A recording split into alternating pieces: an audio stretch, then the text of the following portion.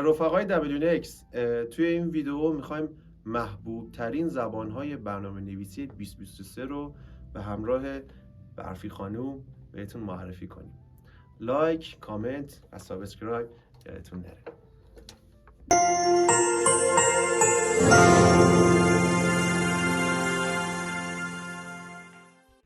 خب بریم ببینیم 3 تا از محبوب ترین زبانهای برنامه نویسی سال 2023 چه زبانهایی بوده.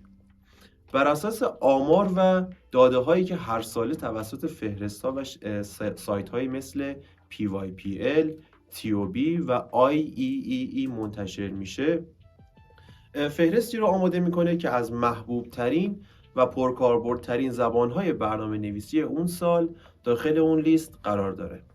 سال 2023 جایگاه اول این لیست رو زبان برنامه‌نویسی پایتون به خودش اختصاص داده.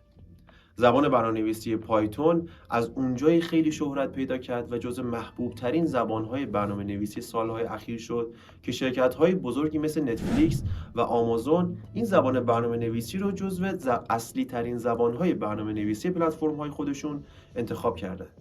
زبان برنامه‌نویسی پایتون سالانه با بیش از 124,000 جایگاه شغلی، درآمد سالانه 125 تا 130,000 دلار رو به خودش اختصاص داده که خب این باعث شده که زبان پایتون تبدیل بشه به یکی از محبوب ترین زبان‌های برنامه‌نویسی. در جایگاه دوم این لیست زبان برنامه‌نویسی جاوا رو داریم. زبان برنامه‌نویسی جاوا یکی از قدیمی‌ترین و محبوب‌ترین زبان‌های برنامه‌نویسی بوده و هست. چرا؟ اگر میخواد از میزان محبوبیت زبان جاوا بیشتر اطلاع داشته باشید، باید بهتون بگم که 85% سهم بازار موبایل رو سیستم عامل اندروید به خودش اختصاص داده که زبان جاوا یکی از اصلی ترین زبان‌های برنامه‌نویسی در به وجود اومدن این سیستم عامله. زبان برنامه‌نویسی جاوا در بین 118 جایگاه شغلی که در وبسایت‌های کاریابی و فریلنسری تعریف شده، درآمد بین 100 تا 118 هزار دلار رو به صورت سالانه به خودش اختصاص داده. و در جایگاه سوم این لیست زبان برنامه‌نویسی جاوا اسکریپت رو داریم.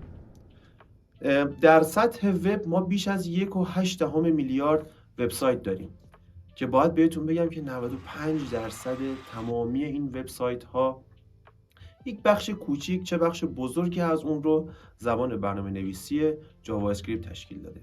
ما با زبان برنامه‌نویسی جاوا اسکریپت میتونیم صفحات تعاملی رو به وجود بیاریم و امکانات پیچیده‌ای رو به صفحات وب خودمون اضافه بکنیم. در بین تمام این زبان‌های برنامه‌نویسی که برای شما اسم بردم، زبان پایتون با بالاترین میزان محبوبیت در سال 2023 در حال حاضر جزو زبان‌های پردرآمده که داخل کشور ما هم این زبان جزو زبان‌های پردرآمد و محبوبه. شما میتونید با انتخاب این زبان برنامه‌نویسی و یادگیری اون به یک بازار بزرگ قدم بذارید و یک درآمد خیلی خوبی رو نصیب خودتون بکنید. لایک کن، سابسکرایب کن، کامنت هم یادت نره. همراه ما باشید.